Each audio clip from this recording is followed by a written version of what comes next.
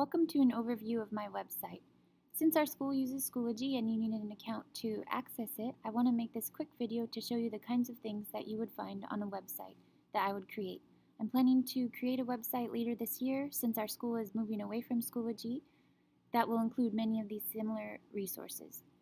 You can see right here there's an update page which I use to communicate with students in advisory, clubs, and class, as well as with sports teams and the rest of the school.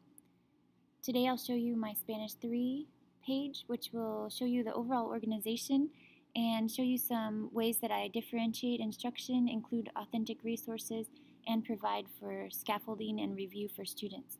So in my assignments page, you can find the assignments as well as the lists of summative assessments that will be coming so students can plan their time accordingly. One of the examples of the assignments I use is the start to a unit that we had where students started to explore health issues.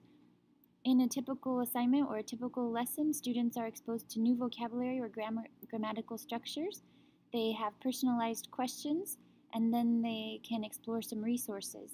In this resource, it's in English, which is good for the beginning of a unit, but usually later on I use only Spanish or target language resources.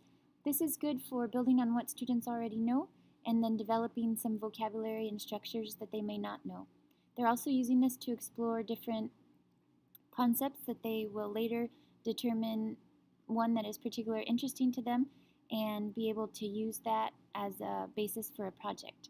After they completed these activities of exploration, they had the option to work on a differentiated vocabulary assignment where, according to their learning style and preference, they chose some activities to practice the vocabulary.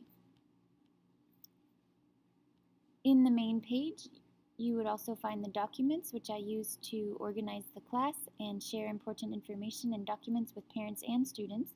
One of the things I wanted to point out is that there are authentic resources that we use during class to learn about the target culture, as well as each unit we have a packet that has vocabulary and grammar structures with guided notes and different types of practice for students. This one is an example of a review at the beginning of the year where students were able to develop their understanding of the different proficiency levels and be able to understand what was expected for them by the end of the year, which is to get to intermediate high for a Spanish 3 student.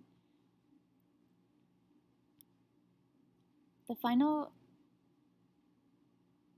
file has a bunch of links which help students to explore authentic resources and learn about the target culture, as well as receive grammar support and vocabulary support as needed.